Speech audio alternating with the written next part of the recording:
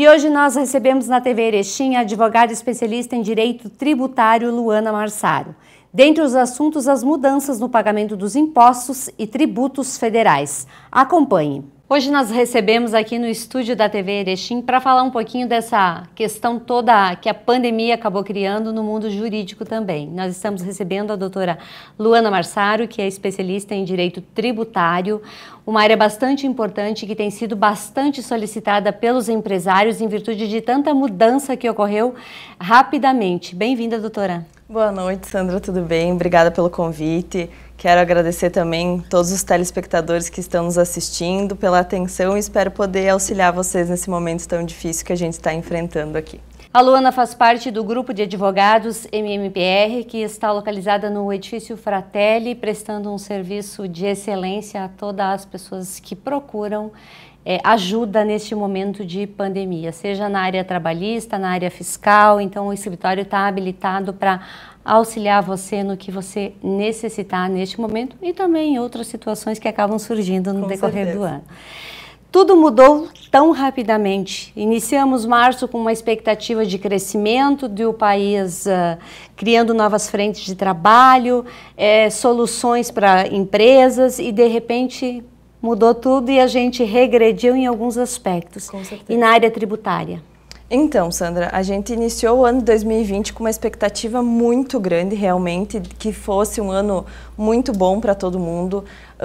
E acabou acontecendo essa questão da pandemia, do Covid-19, que assombrou a todos nós em questões psicológicas, financeiras, enfim, foi um grande susto para todo mundo. Na questão tributária, hoje, o que a gente vislumbra de possibilidade são o adiamento do pagamento dos tributos federais, né? Incluindo o Simples Nacional, INSS, FGTS. Então, tudo isso foi feito através de resoluções, decretos e medidas do poder público para poder adiar o pagamento. A gente diz que é uma vantagem por quê? Porque foi feito o perdão dos juros de acréscimo do pagamento desses tributos e também dá um fluxo imediato de caixa para as empresas, né? Segundo o nosso presidente falou, são em torno de 80 bilhões de reais que ficariam no caixa das empresas para poder utilizar para pagamento de folha, enfim, outras coisas que fossem mais importantes nesse momento. Em uma entrevista, uns dias atrás, o presidente Acier relatou que alguns CNPJs iriam desaparecer em virtude desta pandemia toda. Aqui em Erechim, como é que tu analisa todo este cenário? Alguns CNPJs realmente já estão desaparecendo? Eu concordo com o presidente da Acier, o Fábio Vendrúsculo, né? Nesse sentido, porque a gente tem empresas que já estavam sofrendo uma recessão, já estavam com uma certa instabilidade financeira, né?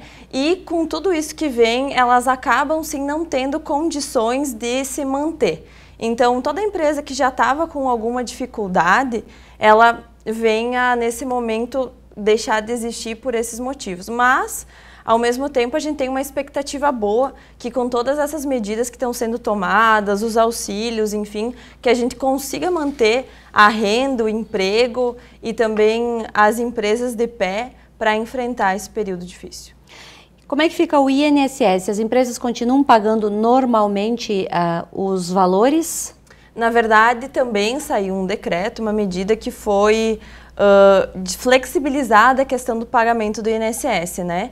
Então, as empresas vão poder adiar ali em 90 dias do pagamento desse tributo, bem como as empresas que estão se utilizando dos benefícios das medidas da medida provisória para a redução da jornada de trabalho e para a suspensão da jornada de trabalho, fica da forma que elas pagam, se elas reduzem a jornada de trabalho em 50%, elas só vão pagar 50% desses encargos, incluindo o INSS.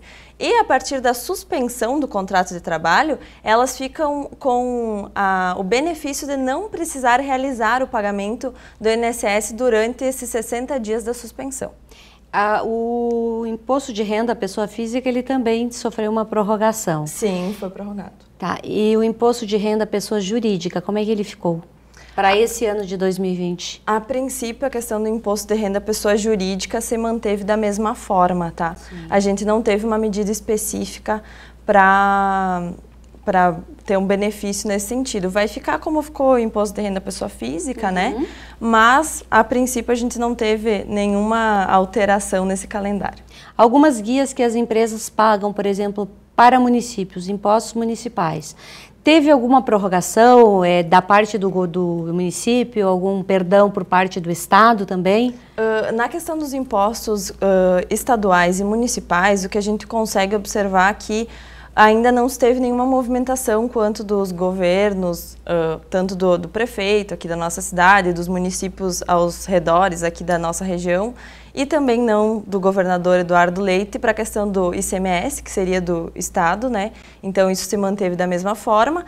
E o ISS, QN, também a gente ainda não tem nenhuma movimentação, teria que continuar pagando nas datas corretas. No início da nossa entrevista, tu comentaste que alguns impostos que a pessoa aciona para fazer o pagamento, lá no sistema a guia ainda não fez alteração de data. Como é que vai ficar? A pessoa vai pagar com juro?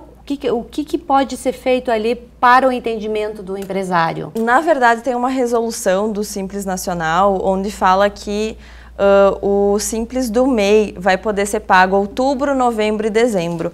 Mas os contadores estão nos informando que quando eles vão fazer a geração da guia, ela já sai para o mês de julho. Então, segue todo o padrão do Simples Nacional, que seria julho, agosto e setembro. E não outubro, novembro e dezembro, como prometido na resolução do Comitê Gestor do Simples Nacional. E as escriturações contábeis, como é que ficam nesse período? As escriturações contábeis digitais e fiscais não tiveram alteração também nas datas da declaração dela. Para apresentação para o fisco não teve ainda uma alteração nesse sentido.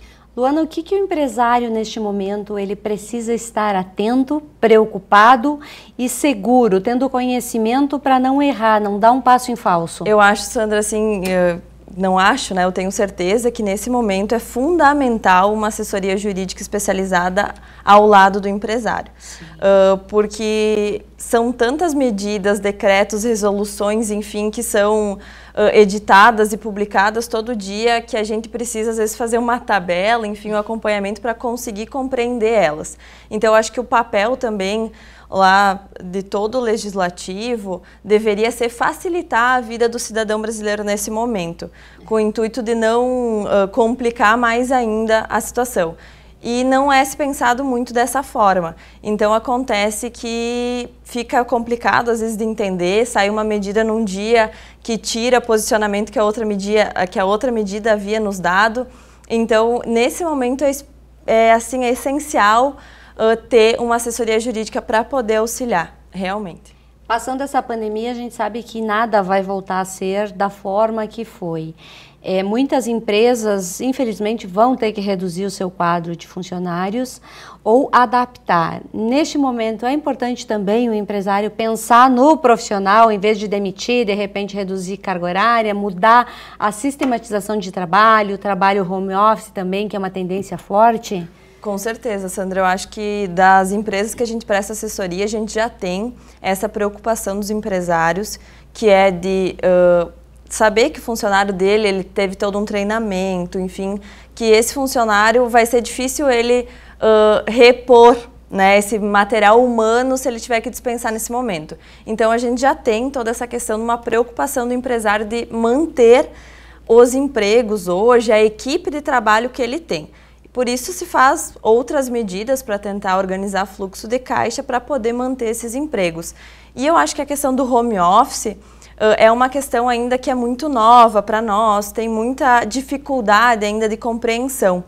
E por isso que as pessoas ainda têm dificuldade em aceitar. Mas tem alguns setores que eu acredito que se adaptam muito bem à questão do home office, principalmente setores do judiciário, né? Sim. Que são os tribunais, as procuradorias, o Ministério Público, enfim, setores que provavelmente vão conseguir reduzir em 70%, 80% o trabalho presencial, onde seus servidores vão poder continuar o trabalho das suas residências. Ok, muito bem. Nós conversamos com a doutora Luana Marsaro, que é especialista em tributos do escritório MMPR aqui de Erechim.